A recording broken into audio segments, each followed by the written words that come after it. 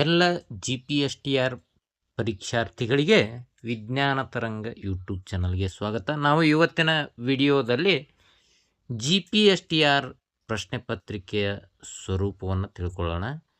GPSTR ಪ್ರಶ್ನೆ ಪತ್ರಿಕೆ ಹೇಗಿರುತ್ತೆ? GPSTR ಜೀವವಿಜ್ಞಾನ ಶಿಕ್ಷಕರ ಪ್ರಶ್ನೆ ಪತ್ರಿಕೆ ಯಾವ ರೀತಿ ಇರ್ತದೆ, ಪ್ರಶ್ನೆಗಳು ಯಾವ್ಯಾವ ವಿಷಯಗಳ ಮೇಲೆ ಪ್ರಶ್ನೆಗಳು ಬರ್ತಿದ್ದಾವೆ, ಯಾವ್ಯಾವ ಸಬ್ಜೆಕ್ಟ್ಗಳ ಮೇಲೆ ಪ್ರಶ್ನೆಗಳು ಬರ್ತಿದ್ದಾವೆ ಅನ್ನೋದನ್ನು ನಾವು ಈ ವಿಡಿಯೋದಲ್ಲಿ ಡಿಸ್ಕಸ್ ಮಾಡೋಣ.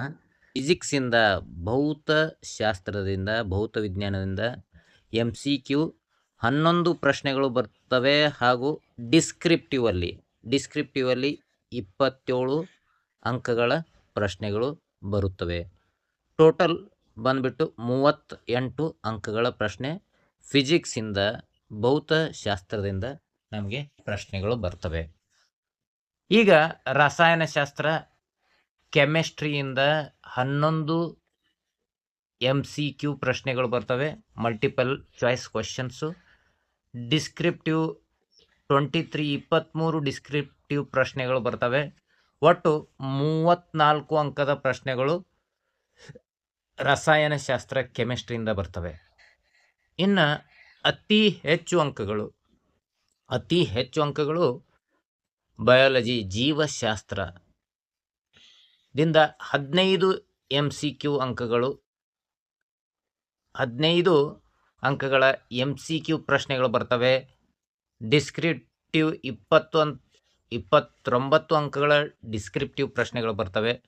ಅತಿ ಹೆಚ್ಚು ಅಂಕಗಳು ಈ ಒಂದು ಬಯಾಲಜಿ ಸೆಕ್ಷನಿಂದ ನಿಮಗೆ ಪರೀಕ್ಷೆಯಲ್ಲಿ ಪ್ರಶ್ನೆಗಳು ಬರ್ತವೆ. 44 ಅಂಕಗಳ ಪ್ರಶ್ನೆಗಳು ಬಯಾಲಜಿ ಸೆಕ್ಷನಿಂದ ಬರ್ತದೆ.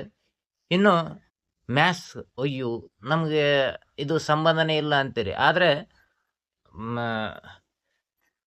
ಮ್ಯಾಥ್ಸಿಂದ ಈ ಒಂದು 9 MCQ ಪ್ರಶ್ನೆಗಳು ಬರ್ತವೆ ಹಾಗೂ 21 ಡಿಸ್ಕ್ರಿಪ್ಟಿವ್ ಅಂಕಗಳು ಬರ್ತವೆ. ನೀವು ಸ್ಕೋರ್ ಮಾಡಬೇಕಂದ್ರೆ ಮ್ಯಾಥ್ಸ್ ಕೂಡ ಮಾಡಲೇಬೇಕು.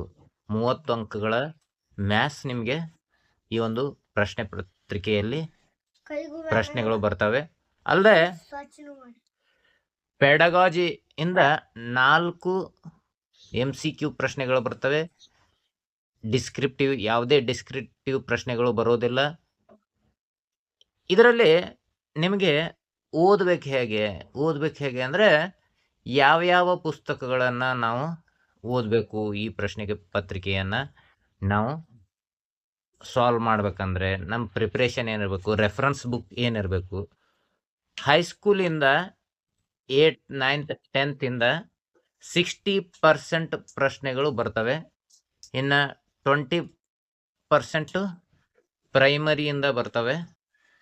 ಇನ್ನು ಫಸ್ಟ್ PUC, ಸೆಕೆಂಡ್ PUC, ಡಿಗ್ರಿವರೆಗೂ 20% ಪ್ರಶ್ನೆಗಳು ಬರ್ತವೆ. ಅದಕ್ಕೆ ನೀವು ನಿಮ್ಮ ಮೇನ್ ಫೋಕಸ್ ಏನಾಗಿರ್ಬೇಕಂದ್ರೆ ಹೈಸ್ಕೂಲ್ ಏನು ಸಿಲೆಬಸ್ ಇದೆಯಲ್ಲ, ಆ ಹೈಸ್ಕೂಲ್ ಸಿಲೆಬಸ್ಸನ್ನು ನೀವು ಈ ಒಂದು ಪರೀಕ್ಷೆಗಾಗಿ ಹೆಚ್ಚಾಗಿ ಓದಬೇಕಾಗ್ತದೆ. ಯಾಕಂದರೆ 60% ಪ್ರಶ್ನೆಗಳು ಈ ಹೈಸ್ಕೂಲ್ ಸಿಲೆಬಸ್ಸಿಂದ ಬರುತ್ತವೆ. ಅದಕ್ಕೋಸ್ಕರ ನೀವೆಲ್ಲರೂ ಹೈಸ್ಕೂಲ್ ಪುಸ್ತಕಗಳನ್ನು, ಅವು NCERT ಇರ್ಬೋದು, ಸ್ಟೇಟ್ ಸಿಲೆಬಸ್ ಇರ್ಬೋದು, ಹೈಸ್ಕೂಲ್ ಪುಸ್ತಕಗಳನ್ನು ರೆಫರ್ ಮಾಡಿ ಹಾಗೂ ನೀವು ಈ ಒಂದು ಪರೀಕ್ಷೆಗೆ ತಯಾರಿ ನಡೆಸಿ ಅಂತ ಹೇಳ್ತೇನೆ.